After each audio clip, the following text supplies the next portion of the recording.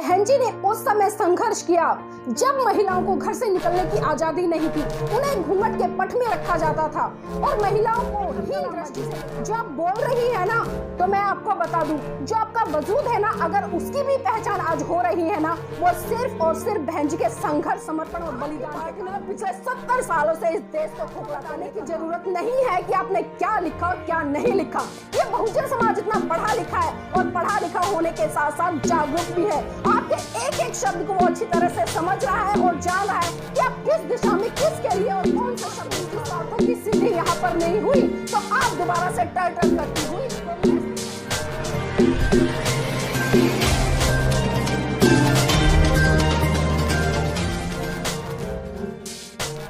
जय भीम, नमो बुद्धाय। साथियों, आपने कहावत तो सुनी है कि नारी के सम्मान में नारी ही मैदान में, लेकिन ये कहावत आज कितनी सही चरितार्थ हो रही है, इसका मैं एक उदाहरण आपके सामने पेश करूंगी।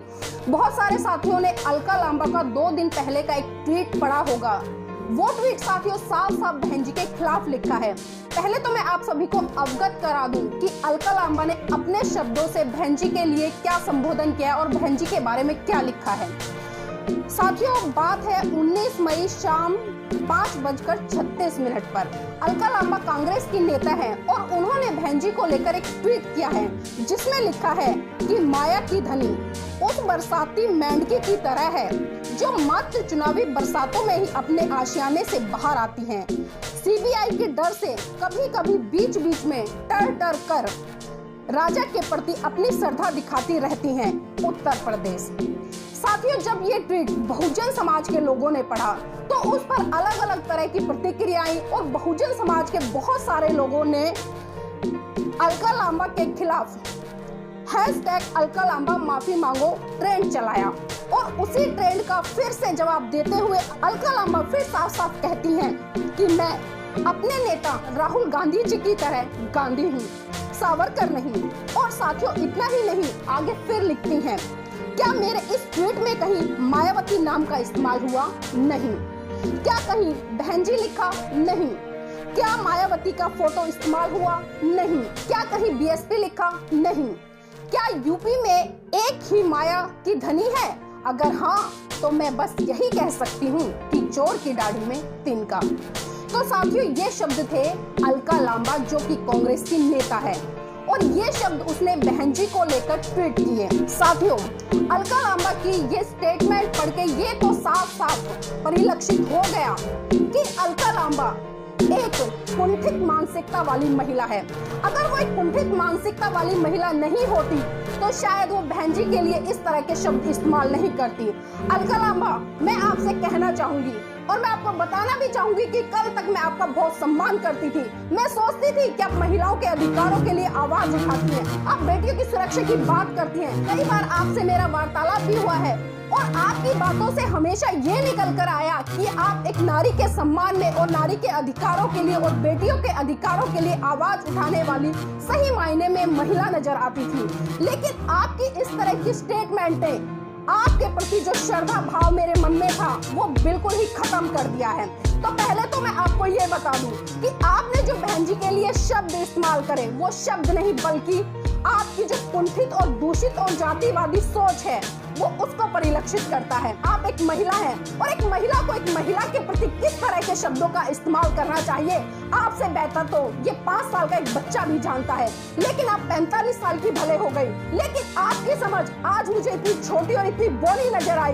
कि उसने 4-5 साल के बच्चे को भी फेल कर दिया। अलका लांबा जी, आप भले 45 साल की हो गई हैं, लेकिन मैं आपकी जानकारी के लिए बता दूं कि आपने जिस बहन जी के लिए आप शब्द यूज करे हैं, मात्र 41 साल की उम्र में वो 3 बार उत्तर प्रदेश जो कि भारत का सबसे बड़ा राज्य है उसकी मुख्यमंत्री रह चुकी हैं और आप अपने इस मुख से इस तरह के शब्दों का इस्तेमाल कर रही हैं। शर्म आती है। अलका लांबा जी, चेहरे की सुंदरता कोई मायने नहीं रखती, भले आप चेहरे से सुंदर होगी, लेकिन आपके शब्दों ने बता दिया है कि आप अंदर से कितनी क्रूर हैं और एक महिला के प्रति आपकी क्या सोच है। आपकी जो बातें थी आज साफ साफ मुझे लग रहा है कि वो सिर्फ खोखली बातें थी।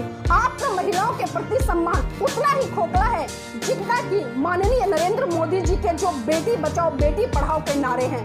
आज से पहले भी मैंने आपको एक चेतावनी दी थी, अगर आपको याद हो, जब आप आम आदमी पार्टी की विधायक थी और आपके ही समय में स्वर्ण जाति की बेटी के साथ में बलात्कार हुआ था, उसको लेकर स्वाति मालेमाल आमरण अनशन पर बैठी थी। तब आप चीख चीख कर चिल्ला रही थी कि महिलाओं के सम्मान में महिलाएं मैदान में। और जब 5 दिन बीत चुके थे, आपने दिल्ली की महिला आयोग की अध्यक्ष स्वाति मालेवाल का पक्ष रखते हुए कहा था कि देखिए कितनी गूंगी बहरी सरकार है, एक बेटी के लिए 5 दिन से लगातार भूख हड़ताल पर बैठी है, लेकिन केंद्र की सरकार की आंखों में जरा सी भी शर्म नहीं है कि वो एक बार आए और इस बेटी का अनशन खुलवा जाए। लेकिन उसी दौरान यूपी में एक संजली केस भी हुआ था, जब बहुजन समाज की बेटी को दिन दहाड़े मार दिया गया था।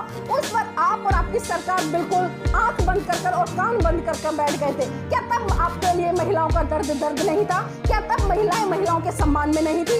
और कई केस दलित समाज के दिल्ली में भी आए थे। तो इसी बात को लेकर मैंने आपको ललकारा था और आपकी सरकार को भी ललकारा था कि आप बात करके जब किसी स्वर्ण समाज की बेटी या महिला के साथ में इस तरह का दुष्कर्म होता है तो आप आमरण आंदोलन पे बैठ जाती है, आप अनशनों पे बैठ जाती है, बड़े बड़े भाषण देती है। लेकिन वहीं जब बहुजन समाज की किसी बहन बेटी के साथ में इस तरह के दुष्कर्म होते हैं तो आप मुंह छिपाकर कहीं ना कहीं किसी कमरे के कोने में बैठी नजर आती हैं। और अलका लांबा जी, आज आपने अपने शब्दों से साबित कर दिया है कि आप सिर्फ राजनीति करती हैं और वो भी अपने निजी स्वार्थों के लिए राजनीति करती हैं।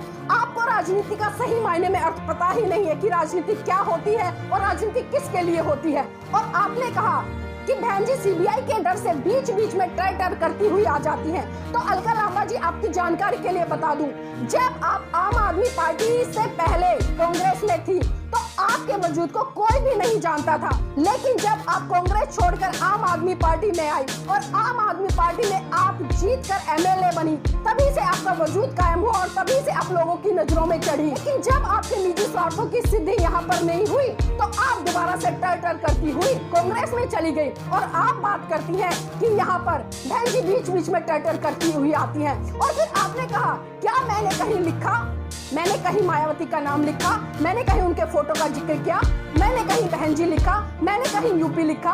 तो ये आपको बताने की जरूरत नहीं है कि आपने क्या लिखा और क्या नहीं लिखा।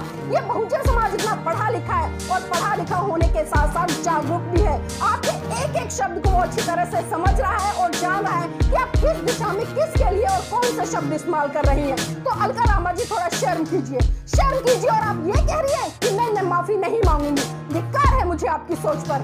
आप तो आज मुझे महिला जाति पर एक कलंक साबित होती नजर आ रही हैं और बात कर रही है आपकी मैं माफी नहीं मांगूंगी। और आपने एक बात कही, बहन जी पर आपने लांछन लगाया कि हम सरकार में नहीं है, उन्होंने प्रियंका गांधी से और सोनिया गांधी से बसें मांगने का काम किया। तो आपकी जानकारी के लिए मैं बता दूं और आपको भली भांति परिचित भी होगा, आपने बात करी यहाँ पे यूपी में बसें लगाने की, तो राजस्थान में तो आपकी सरकार है। अशोक गहलोत जी क्या कर रहे हैं, वहाँ पर लाखों करोड़ों मजदूर फंसे पड़े हैं, क्यों नहीं वहाँ पर बसें लगवाती? इतनी ही दानवीर है और आपकी पार्टी इतनी ही दानवीर है।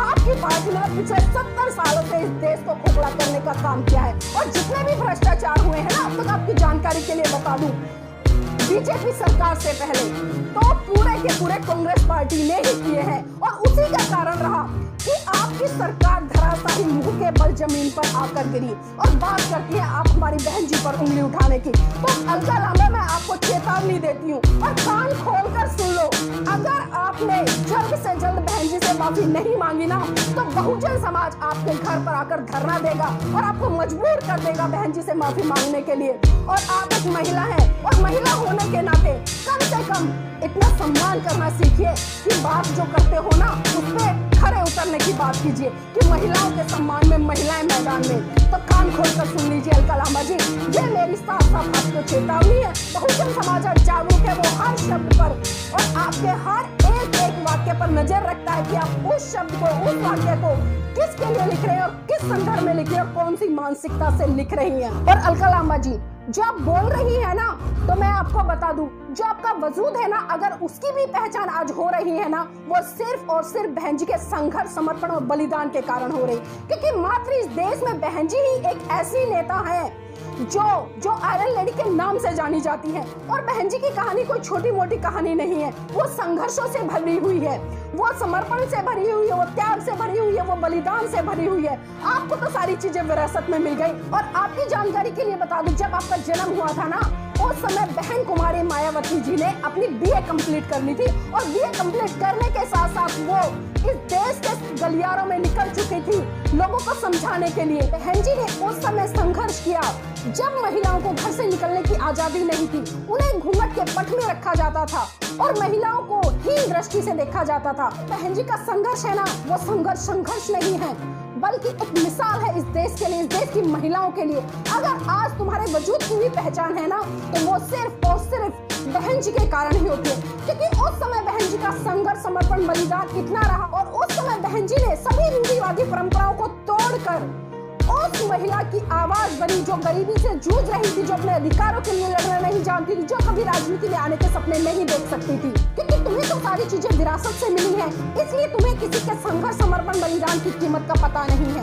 और बहन जी का संघर्ष मिसाल है इस भारत देश की समस्त महिलाओं के लिए, जो महिलाएं घर की चार दीवारी तक सीमित रहती थी, जो महिलाएं घूंघट के पट से बाहर निकलना तक नहीं जानती। महिलाओं के लिए अगर इस भारत देश में कोई आदर्श के रूप में महिला निकल कर आई, तो बहन कुमारी मायावती निकल कर आई। और आज आप उनके लिए इस तरह की टिप्पणियां कर रहे हैं। उस समय बहन जी महिलाओं के हक अधिकारों की लड़ाई लड़ने के लिए गलियारों में निकली, जिस समय तुम अपना विलासितापूर्ण जीवन जी रही थी। आज पूरा भारत ही नहीं बल्कि पूरा विश्व उन्हें आयरन लेडी के नाम से जानता है, तो बेवजह नहीं जानता, बल्कि जो उनका संघर्ष रहा है। और खासकर मैं यहाँ पर बात करूंगी राजनीति में आज तक जितनी भी महिलाएं रही हैं, अगर सबसे ज्यादा संघर्ष किसी ने किया है जमीन पर रहकर, तो वो सिर्फ और सिर्फ बहन जी ने किया है। तो इसलिए अलकलामा तू कान खोल कर सुन ले।